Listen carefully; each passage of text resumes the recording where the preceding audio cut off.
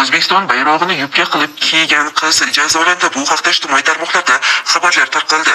Ammo bu xabarlarga qizning o'zi rad javobini bermoqda. Ya'ni sud bo'ldi va ijtimoiy tarmoqdagi sahifam o'chirib tashlanmoqchi bo'ldi, ammo men bunga qarshi chiqdim va yig'ladim deydi. Barchaga xayrli tong. Bugun ertalabda dam soldirib chiqdik.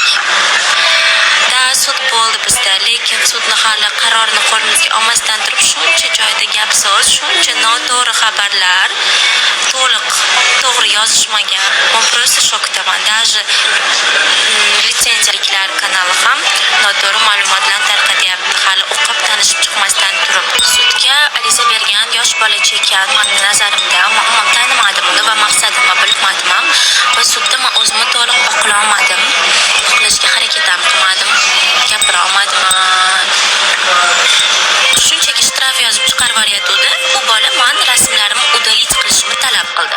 Tushunmayman deganimdan keyin sudya unda polniy bazaga berib akkauntingizni o'chirtirib yuboramiz deyishdi. Shundan keyin men yig'ladim. Xabaringiz bor, o'tgan yili Shahrizoda Madaminova 2025-yil 28-oktyabr kuni o'tkazilgan Yer go'zali tanloviga O'zbekiston Respublikasi bayrog'i hamda gerbi tasvirlangan libosda qatnashgan. Ammo bu qatnashuvi ham keng muhokamalarga sabab edi.